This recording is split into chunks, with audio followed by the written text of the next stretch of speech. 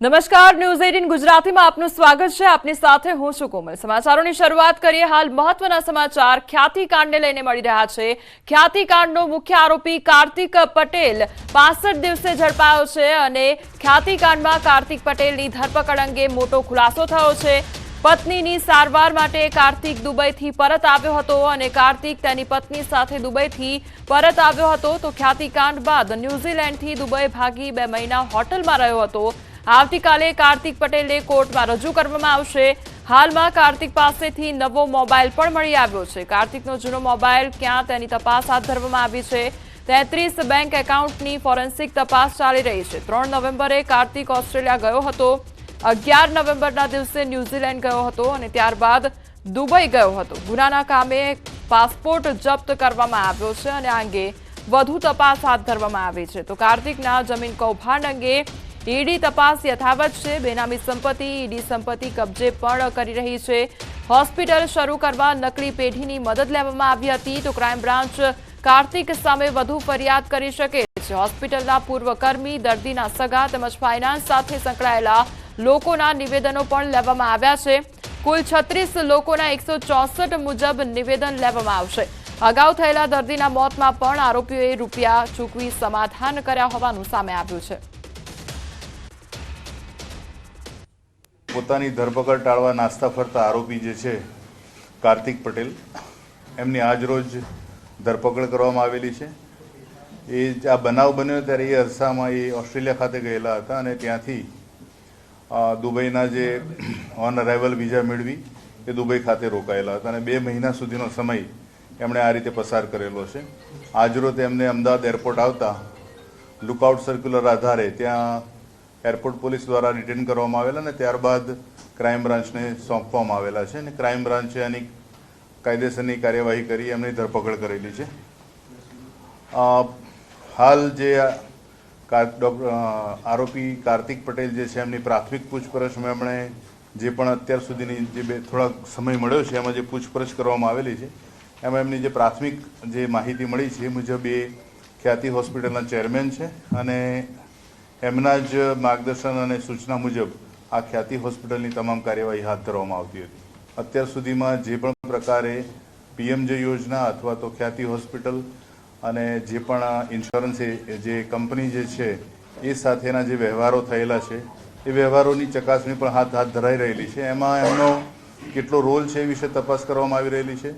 જે પણ અગાઉના આરોપીઓ દ્વારા જે તપાસના લગતી માહિતી જે આપવામાં આવેલી છે એ માહિતી પણ કાર્તિક પટેલની પૂછપરછ દરમિયાન એની ખરાઈ કરવામાં આવનાર છે અને એ વિશે જે પણ પુરાવો છે એકત્રિત કરવામાં આવનાર છે। વલસાડ શહેરમાં રખડતા શ્વાનનો આતંક વધી રહ્યો છે। શહેરના ગ્રીન પાર્ક સોસાયટીમાં ઘરના આંગણે રમતી એક બાળકી પર શ્વાને હુમલો કર્યો હતો અને મોઢા અને હાથના ભાગે બચકા ભરતા બાળકી ગંભીર રીતે ઈજાગ્રસ્ત થઈ હતી। આ સમગ્ર ઘટના સીસીટીવી કેમેરામાં કેદ થઈ હતી। ગ્રીન પાર્ક સોસાયટીમાં 3 વર્ષે અલિસબા નામની એક 3 વર્ષની બાળકી ઘરના આંગણે રમી રહી હતી। એ દરમિયાન ત્યાંથી પસાર થતા એક શ્વાન નજીક જતા જ આ બાળકી પર શ્વાને હુમલો કર્યો હતો અને મોઢા અને હાથના ભાગે બચકા ભરી લેતા બાળકી ગંભીર રીતે ઈજાગ્રસ્ત થઈ હતી। દ્રશ્યો જોતા જ આસપાસના વિસ્તારમાં દોડધામ મચી ગઈ હતી। બાળકીને સારવાર માટે હોસ્પિટલમાં ખસેડવામાં આવી હતી। બાળકી પર શ્વાનના હુમલાના દ્રશ્યો સીસીટીવી કેમેરામાં કેદ થઈ ગયા હતા। વલસાડ શહેરમાં રખડતા શ્વાનનો આતંક જોવા મળી રહ્યો છે અને 3 વર્ષની બાળકી પર શ્વાન દ્વારા હુમલો કરવામાં આવ્યો હતો અને મોઢાના ભાગે બચકા ભરી લેતા બાળકી ગંભીર રીતે ઘાયલ થઈ છે। ગ્રીન પાર્ક સોસાયટીના ઘરમાં આંગણે રમી રહેલી બાળકી પર આ શ્વાન દ્વારા હુમલો કરવામાં આવ્યો હતો। તો અમારી સાથે હાલ સંવાદદાતા ભરત જોડાઈ ગયા છે। ભરત, વલસાડમાં શ્વાનનો આતંક વધ્યો હોય તે પ્રકારની પરિસ્થિતિ જોવા મળી રહી છે। હાલ બાળકીની શું સ્થિતિ છે, શું અપડેટ મળી રહ્યું છે? જી બિલકુલ, આ શ્વાનના હુમલાથી ઈજાગ્રસ્ત બાળકીને અત્યારે સારવાર માટે હોસ્પિટલમાં ખસેડવામાં આવી છે। જોકે બાળકીની હાલત સ્વસ્થ છે। તે ગ્રીન પાર્ક સોસાયટીની અંદર ઘરના આંગણે 3 વર્ષીય માસૂમ બાળકી રમી રહી હતી। એ વખતે જ શેરીમાંથી પસાર થતા એક શ્વાન નજીક જતા જ આ શ્વાને અચાનક જ બાળકી પર હુમલો કર્યો હતો અને તેને મોઢા અને હાથના ભાગે હાથના ભાગે છે બચકા ભર્યા હતા। આથી આ બાળકી ગંભીર રીતે ઈજાગ્રસ્ત થઈ હતી। બાળકીની બૂમાબૂમ સાંભળી સાંભળતા જ આસપાસના લોકો એકઠા થયા હતા। જોકે શ્વાન ત્યાંથી હુમલો કર્યા બાદ ત્યાંથી ભાગી ગયું હતું। તો કે ઈજાગ્રસ્ત હાલતમાં બાળકીને સારવાર માટે હોસ્પિટલમાં દાખલ કરવામાં આવી હતી। તો કે અત્યારે બાળકીની હાલત સ્વસ્થ છે, આથી પરિવારજનોએ પણ હાશકારો અનુભવ્યો છે। આમ પ્રથમ બનાવ નથી કે શ્વાનો છે એ લોકો માટે મુસીબતરૂપ સાબિત થઈ રહ્યા હોય। આ અગાઉ પણ વલસાડ શહેરના અનેક વિસ્તારોમાં આ રીતે રખડતા શ્વાનો દ્વારા લોકો પર હુમલા થવાના બનાવો સામે આવી ચૂક્યા છે। જો કે આજે 3 વર્ષની માસૂમ બાળકી પર હુમલાના જે દ્રશ્ય સીસીટીવી દ્રશ્ય જે સામે આવ્યા છે એને લઈને અત્યારે આ મુદ્દો અને શહેરમાં રખડતા શ્વાનોનો આતંક છે એ ચર્ચાનું કેન્દ્ર બન્યો છે। જી ભરત, સમગ્ર માહિતી બદલ આપનો આભાર। તો શ્વાનોનો આતંક વધતો જઈ રહ્યો છે વલસાડ શહેરમાં અને બાળકી પર હુમલો કરવામાં આવ્યો તે અંગેનો વિડીયો પણ સામે આવ્યો છે। હાલ બાળકી સ્વસ્થ હાલતમાં છે તે પ્રકારનું અપડેટ મળી રહ્યું છે, પરંતુ અવારનવાર આ પ્રકારની ઘટનાઓ વલસાડ શહેરમાં જોવા મળતી હોય છે। આ તરફ સુરતમાં બાઇક સ્લીપનો વધુ એક વિડીયો વાયરલ થયો છે। ઉમરપાડા વિસ્તારનો વિડીયો વાયરલ થયો છે અને ઉમરપાડાની વનરાજ સ્કૂલના વિદ્યાર્થીઓ મોપેડ સાથે પટકાયા હતા। ફૂલ સ્પીડે મોપેડ હંકારતા સ્ટીયરિંગ પરથી કાબુ ગુમાવ્યો હતો। ઉમરપાડા પેટ્રોલ પંપ નજીક આખો અકસ્માત સર્જાયો। મોપેડ સ્લીપ થતા ચાલક તેમજ અન્ય રાહદારીઓને ઈજા પહોંચી હતી। તો તે અંગેનો વિડીયો સામે આવ્યો છે, જ્યાં ફૂલ સ્પીડમાં મોપેડ ચલાવવામાં આવી રહ્યું હતું અને એકાએક મોપેડ સ્લીપ થયું અને જે ચાલક હતો તેમજ રાહદારી હતું તેને ઈજા પહોંચી છે। તે અંગેનો વિડીયો પણ સામે આવ્યો છે। તો સુરતનો આ સમગ્ર મામલો સામે આવ્યો છે, જ્યાં ફૂલ સ્પીડમાં મોપેડ ચલાવવામાં આવી રહ્યું હતું અને રસ્તા પરથી પસાર થઈ રહ્યું હતું મોપેડ, ત્યારે એકાએક આ મોપેડ સ્લીપ થયું તો જે ચાલક હતો તેને પણ ઈજાઓ પહોંચી છે। આ સાથે વિડીયોમાં જોઈ શકાય છે કે રસ્તાની બીજી તરફ જે લોકો છે તે ચાલીને આવી રહ્યા છે, રાહદારીઓને પણ ઈજા પહોંચી હોય તે પ્રકારનું હાલ અપડેટ સામે આવી રહ્યું છે। આવતીકાલથી ઠંડીમાં આંશિક રાહત મળી શકે છે। ઠંડી અંગે હવામાન વિભાગની આગાહી કરવામાં આવી છે। દક્ષિણ પૂર્વથી પૂર્વના પવન ફૂંકાયા છે।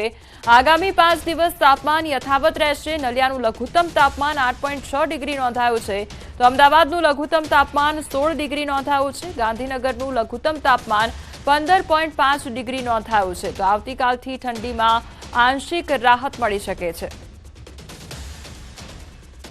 अभी जो विंड का पैटर्न है वो मतलब south easterly to easterly wind है, जिसके कारण जो आने वाले दिन 5 दिनों के लिए minimum temperature no large change में रहेगा, लेकिन जो टेम्परेचर की टेंडेंसी रहेगी वो हल्की सी राइजिंग टेंडेंसी रहेगी।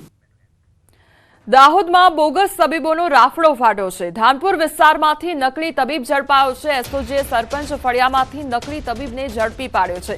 દવાઓ સહિત 1 લાખથી વધુનો મુદ્દામાલ કબજે કરવામાં આવ્યો છે। એક બાદ એક જે નકલી તબીબો છે તે ઝડપાઈ રહ્યા છે અને વધુ એક આ ઘટના દાહોદની કે જ્યાં નકલી તબીબ ઝડપાયો છે। આ સાથે દવાઓનો જે જથ્થો છે તે પણ જપ્ત કરવામાં આવ્યો છે।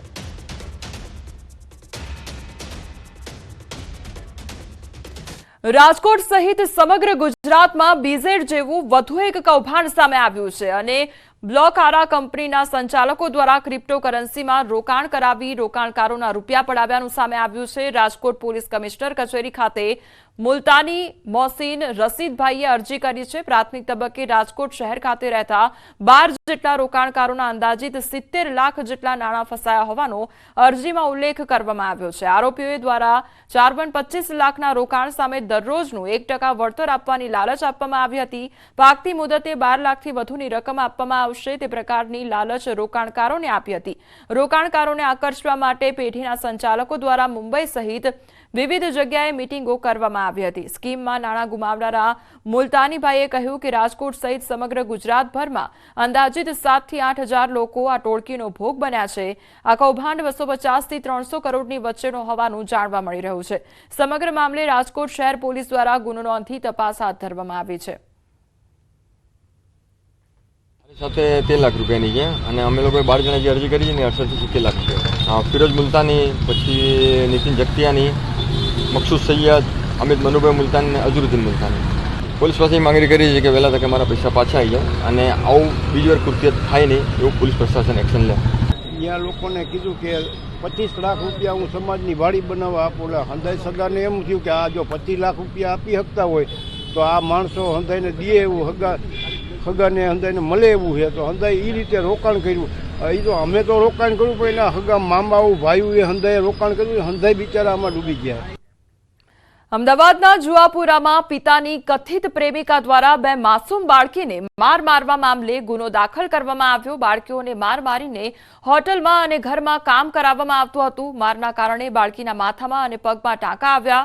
પાડોશીઓથી બાળકીઓ પર થતા અત્યાચાર ન જોવાતા દ્વારકામાં રહેતા દાદા દાદીનો સંપર્ક કર્યો હતો. દ્વારકાથી દાદા અને દાદી તરત દોડી આવ્યા હતા. અમદાવાદમાં બાળકીઓની હાલત જોઈને દાદીના આંખમાંથી આંસુ સરી પડ્યા હતા. અંતે પ્રેમિકા ફરહીન ઉર્ફે સના પઠાણ સામે વેજલપુર પોલીસ સ્ટેશનમાં ફરિયાદ કરવામાં આવી. પોલીસ સ્ટેશનમાં ફરિયાદ નોંધાવવા ગયેલા દાદા દાદીને આરોપી ફરહીને ધમકી આપી તો પોલીસે બાળકોના નિવેદન લઈને આરોપી મહિલાને ઝડપી પાડવા માટે ચક્રો ગતિમાન કર્યા છે. બાળકોએ રમકડાની માગણી કરી અનુસંધાને માર્યા હતા અને એના વિરુદ્ધમાં વિજલપુર પોલીસ સ્ટેશનમાં BNS સેક્શન 115(2) 352 અને GPF 135 મુજબનો ગુનો દાખલ કરવામાં આવ્યો છે. દ્વારકાના બેટ દ્વારકામાં 8મા દિવસે પણ મેગા ડિમોલેશનની કામગીરી યથાવત છે અને અત્યાર સુધીમાં 7 દિવસમાં 398 દબાણો દૂર કરવામાં આવ્યા છે, જેમાં 384 રહેણાંક મકાનો, અન્ય 13 કોમર્શિયલ 9 બાંધકામો પર ફરી વળ્યું છે બુલડોઝર, જેમાં કુલ 1,21,746 ચોરસ મીટર ક્ષેત્રફળ જમીન પરનું દબાણ દૂર કરવામાં આવ્યું છે, જેની કિંમત 62.72 કરોડ થાય છે. 7 દિવસના મેગા ડિમોલેશનમાં ધાર્મિક દબાણો પણ દૂર કરવામાં આવ્યા છે. આ કાર્યવાહીમાં 1,000 પોલીસ જવાનો અને SRP સાથે ડ્રોનની મદદથી બાજ નજર રાખવામાં આવી રહી છે. टोटल 8 इलीगल स्ट्रक्चर्स जो गवर्नमेंट की गौचर जमीन में थे उनको टारगेट किया गया है. टोटल आज तक के स्ट्रक्चर जो है वो 406 है. जो एरिया है गवर्नमेंट का जिसको हमने मुक्त किया है जो कि गवर्नमेंट की जमीन के ऊपर था वो तकरीबन 1,21,700 स्क्वायर मीटर्स का है और जेंट्री रेट इस एरिया का जो रिकवर किया गया है उसका रेट 62 करोड़ 72,97,000 आंका जाता है. અમદાવાદના રાણીપમાં દબાણ દૂર કરવા ગયેલી ટીમ પર હુમલો કરી દેવામાં આવ્યો અને એમસીની ટીમ અને પોલીસ પર હુમલો કરવામાં આવ્યો. રામજીભાઈ ખાડિયાની ચાલી કેશવનગર ખાતેનો બનાવ સામે આવ્યો છે. મકાન તોડવા પહોંચેલી ટીમ પર સ્થાનિકો દ્વારા હુમલો કરવામાં આવ્યો. પીએસઆઈનો કોલર પકડી મારી નાખવાની ધમકી આપી એએમસીના ટીડીઓ ઇન્સ્પેક્ટર કેતન પ્રજાપતિએ ફરિયાદ નોંધાવી છે. કિરણ ઠાકોર, આશિષ ઠાકોર, કાંતિજી ઠાકોર, કમુબેન ઠાકોર અને વૈશાલી ઠાકોર સામે ફરિયાદ નોંધવામાં આવી છે. તો અમદાવાદના જમાલપુર વિસ્તારમાં દબાણ દૂર કરવાની કામગીરી હાથ ધરવામાં આવી છે અને ઉર્દુ શાળા નંબર 3 અને 4 ઉપર ઉભા થયેલા ગેરકાયદેસર કોમર્શિયલ શોપિંગ સેન્ટર તોડી પાડવામાં આવ્યા છે. એલિસ બ્રિજના ધારાસભ્ય અમિત શાહે ગત સંકલન સમિતિમાં મામલો ઉજાગર કર્યો હતો. 21 ડિસેમ્બરે અમિત શાહે સંકલન સમિતિમાં મુદ્દો ઉઠાવ્યો હતો અને આ અંગે કામગીરી કરવામાં આવી છે.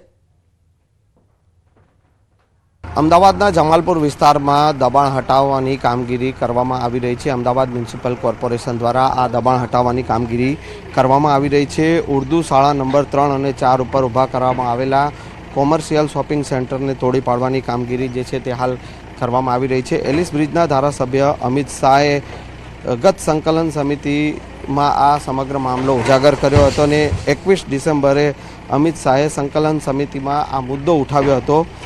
અમદાવાદ મ્યુનિસિપલ સ્કૂલ બોર્ડની જે નગર પ્રાથમિક શિક્ષણ સમિતિની દાવા કરાયેલી જગ્યામાં 10 જેટલી દુકાનો જે છે તે ઊભી કરવામાં આવી હતી અને આખરે અમદાવાદ મ્યુનિસિપલ કોર્પોરેશન દ્વારા આ દબાણ હટાવવાની જે કામગીરી કરવામાં આવી રહી છે અને હાલ આપ જોઈ શકો છો કે જેસીબી દ્વારા જે કોમર્શિયલ શોપિંગ સેન્ટર જે અહીંયા ઊભું કરવામાં આવ્યું હતું તેના બાણો છે તે દૂર કરવાની કામગીરી હાલ કરવામાં આવી રહી છે. કેમેરામેન પંકજ મકવાણા સાથે સંજય ટાંક, ન્યૂઝ 18 ગુજરાતી, અમદાવાદ. વલસાડ જિલ્લાના આદિવાસી વિસ્તારમાં શાળાઓમાં હલકી ગુણવત્તાનું અનાજ અપાતું હોવાનો આક્ષેપ કરવામાં આવી રહ્યો છે. ધરમપુરના મરદમાળા તેમજ મોટી ઢોલડુંગરી શાળામાં સડેલું અનાજનો જથ્થો મળી આવ્યો છે। ધરમપુર તાલુકાના પંચાયતના અપક્ષ સભ્ય કલ્પેશ પટેલ અને અગ્રણીઓએ શાળાઓ સરપ્રાઇઝ ચેકિંગ કરતા સમગ્ર મામલો ઉજાગર થયો છે। તપાસ દરમિયાન ચણા અને ચોખાના જથ્થામાં જીવાત હોવાનું સામે આવ્યું છે। તંત્ર દ્વારા આદિવાસી વિસ્તારોમાં શાળાઓમાં મધ્યાહન ભોજનની ગુણવત્તા હલકી હોવાના ગંભીર આક્ષેપ કરવામાં આવ્યા છે। સરકાર જે અમારા આદિવાસી વિસ્તારોમાં જે કુપોષિત નાબૂદ કરવાની વાત કરે છે એ અમારા આદિવાસી વિસ્તારમાં બિલકુલ પોકળ સાબિત થાય છે।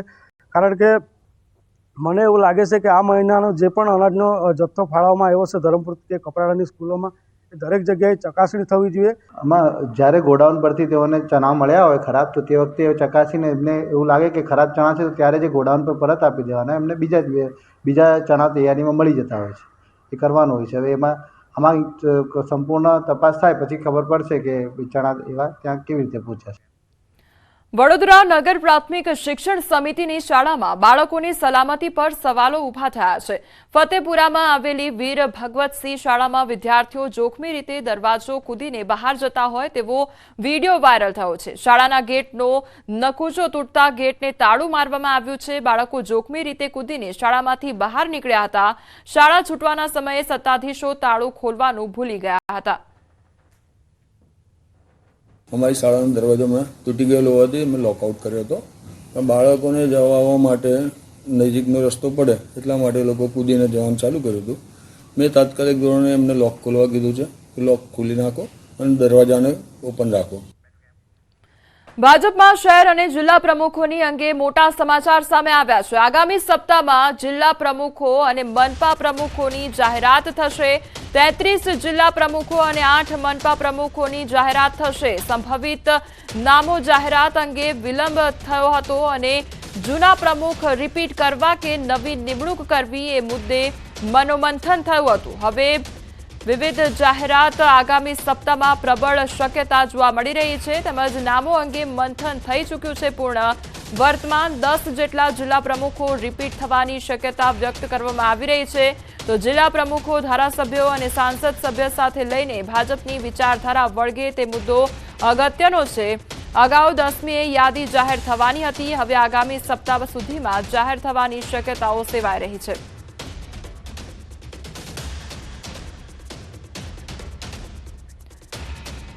તો આ તરફ સ્થાનિક સ્વરાજની ચૂંટણીને લઈને પણ મોટા સમાચાર સામે આવી રહ્યા છે। આવતા અઠવાડિયામાં જાહેર થઈ શકે છે ચૂંટણી તેવું સૂત્ર દ્વારા જાણકારી પ્રાપ્ત થઈ રહી છે। બજેટ સત્ર શરૂ થાય તે પહેલા ચૂંટણી પ્રક્રિયા પૂર્ણ થવાની શક્યતા વ્યક્ત કરવામાં આવી રહી છે। ખેડા જિલ્લા પંચાયત, જૂનાગઢ મહાનગરપાલિકા સામાન્ય ચૂંટણી યોજાશે। 73 નગરપાલિકાઓની સામાન્ય અને પેટા ચૂંટણીઓ પણ જાહેર થશે।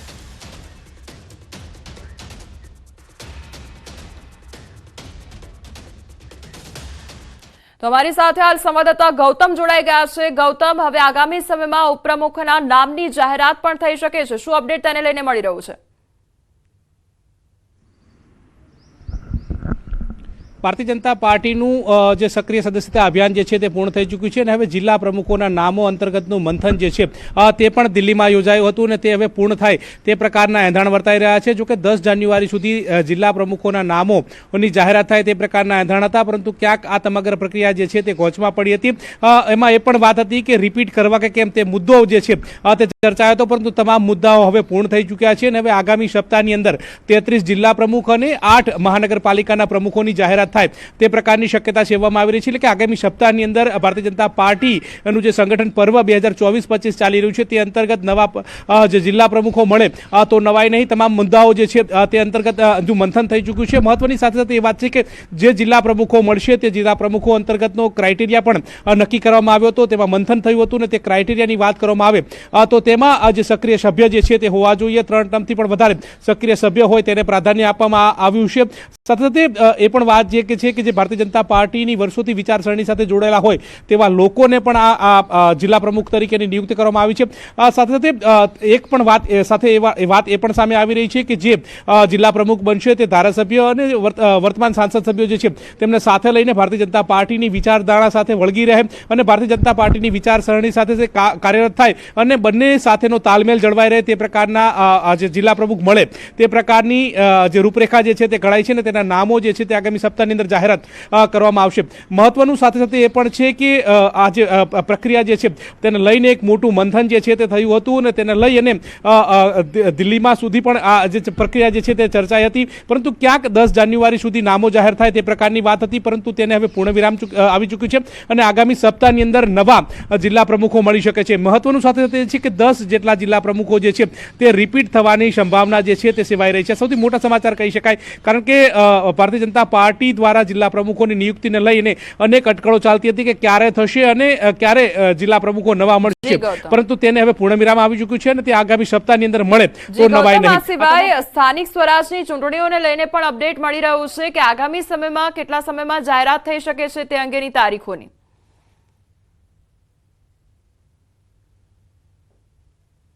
આગામી સપ્તાહની અંદર જે સ્થાનિક સ્વરાજની ચૂંટણીની જાહેરાત થાય તો પણ નવાઈ નહીં. તેને લઈને પણ જે મહત્વના સમાચાર સામે આવી રહ્યા છે. સૂત્રો દ્વારા જે મળતી માહિતી અનુસંધાને આગામી અઠવાડિયાની અંદર જે જાહેરાત થાય તો નવાઈ નહીં, કારણ કે જે પ્રકાર બજેટ સત્ર જે છે તે ફેબ્રુઆરી માર્ચ મહિનાની અંદર આવતું હોય છે ને તે પૂર્વે જ આ પ્રક્રિયા પૂર્ણ થાય તે પ્રકારના એંધાણ વર્તાઈ રહ્યા છે. ને તે અંતર્ગતની વાત કરવામાં આવે તો ખેડા જિલ્લા પંચાયત જે છે, જૂનાગઢ મહાનગરપાલિકાની સામાન્ય ચૂંટણી પણ તેની સાથે યોજાય તે પ્રકારના એંધાણ વર્તાઈ રહ્યા છે. સાથે 73 જેટલી જે નગરપાલિકાઓ જે છે તે સામાન્ય જે પેટા ચૂંટણી અંતર્ગત પણ જાહેર થઈ શકે છે. આ પ્રકારની બાબતો સામે આવી રહી છે. એટલે કે સ્થાનિક સ્વરાજ્યની ચૂંટણી જે એક જિલ્લાની બાકી છે ખેડા જિલ્લાની, તેની પણ સમાવેશ થાય અને તેની પણ જાહેરાત થાય તે પ્રકારના એંધાણ અત્યારે હાલ તો વર્તાઈ રહ્યા છે અને આ સૂત્રો દ્વારા માહિતી જે છે તે પ્રાપ્ત થઈ રહી છે. જી ગૌતમ, સમગ્ર માહિતી બદલ આપનો આભાર. સમાચારમાં આગળ વધીએ તો બનાસકાંઠા દિયોદરમાંથી મોટી સંખ્યામાં સાયકલ મળી આવતા પોલીસે તપાસ શરૂ કરી છે. રાજ્ય સરકારે 2023માં શાળા પ્રવેશોત્સવ દરમિયાન ફાળવેલ સાયકલનો જથ્થો ગોડાઉનમાંથી મળી આવ્યો હતો. સાયકલનો જથ્થો ક્યાંથી આવ્યો તેને લઈ દિયોદર પોલીસે તપાસ હાથ ધરી છે. મીડિયાના અહેવાલોના આધારે પોલીસે સ્થળ પર પહોંચી વધુ તપાસ હાથ ધરી. ગોડાઉનમાંથી મોટી સંખ્યામાં સાયકલોને રંગરંગાન કરાતું હતું અને રાજ્ય સરકારે ફાળવેલ સાયકલનો જથ્થો કેમ બાળકીઓને વિતરણ ન કરવામાં આવ્યો તેને લઈને સવાલો ઉઠ્યા છે.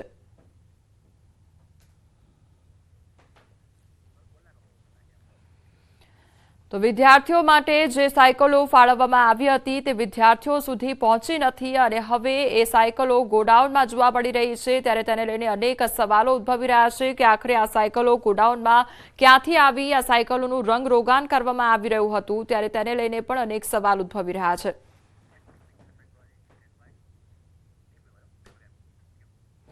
હાલ સમાચારોમાં બસ આટલું જ. વધુ સમાચાર માટે આપ જોતા રહો ન્યૂઝ 18 ગુજરાતી. નમસ્કાર.